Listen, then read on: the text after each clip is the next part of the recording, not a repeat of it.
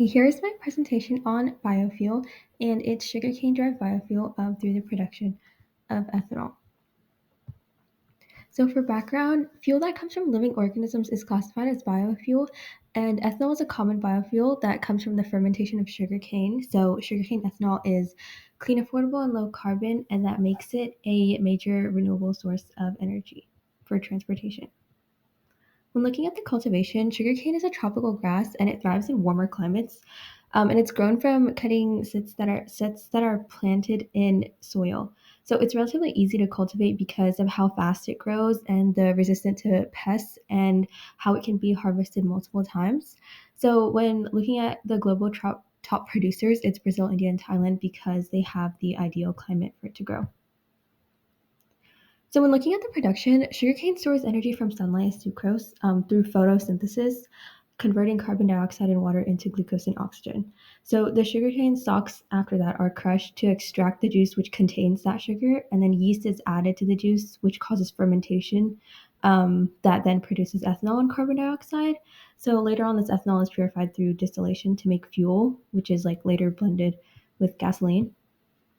And you can see that in this chart right here, or this little diagram. So you have the sugarcane, you have sunlight, water, and CO2. Then you have the juice that's being extracted, the yeast that's added, which produces CO2 and ethanol. And then the ethanol is later distilled and added to the fuel. And the leftover byproducts are also burnt to produce energy. When looking at the development, sugarcane ethanol is more widely used in countries like Brazil, India, and Thailand because that's where they're grown the most. And Brazil takes the lead globally for this type of production. And it's very much integrated into their fuel system that powers like millions of their vehicles. So the technology is efficient for ethanol production, but research is still being conducted to improve the yield and reduce water use, but it is one of the more successful biofuels. And you can see that in this chart, which is global ethanol production by country or region. And Brazil and the US produce 80% of the world's ethanol, but majority of the US's ethanol is from corn, while Brazil is from sugarcane. In terms of the carbon footprint, sugarcane ethanol has a very low carbon footprint compared to fossil fuels because sugarcane absorbs carbon dioxide through photosynthesis when ethanol is being burned, and then the carbon dioxide release is roughly proportional to what the plant absorbed, so it makes it low carbon. So when looking at the economic impact, sugarcane ethanol has a very positive impact, and this can be seen in Brazil especially because that's where the industry is fully developed and integrated. And there are thousands of jobs in agriculture, transportation, and processing and production that were created from this. So the production is cost effective and it's renewable and it contributes to their energy security. And it also stabilized their fuel prices. And then it also allowed them to have very strong international trade. And this graph right here kind of sums it up for the ethanol production in Brazil.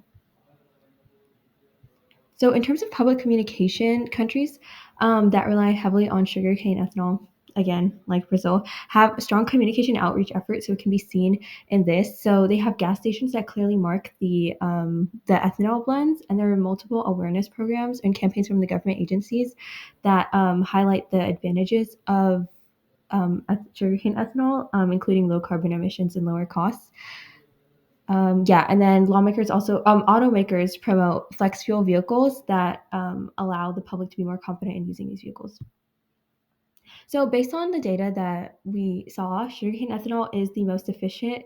It's very low carbon and it's significant. It has significant economic benefits.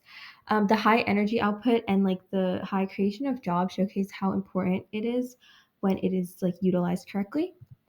And however, there are still some concerns like the land use, the water demands, and the geographic limitations because it can only be grown in warmer climates.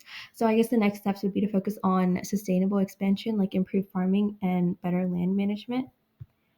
So plans of action, some steps could be to build large-scale biorefineries that maximize the yield of ethanol and find ways to utilize all the byproducts, and then fund research that can create drought-resistant and high sucrose varieties of sugarcane that can also grow in cooler climates so it could be expanded on more.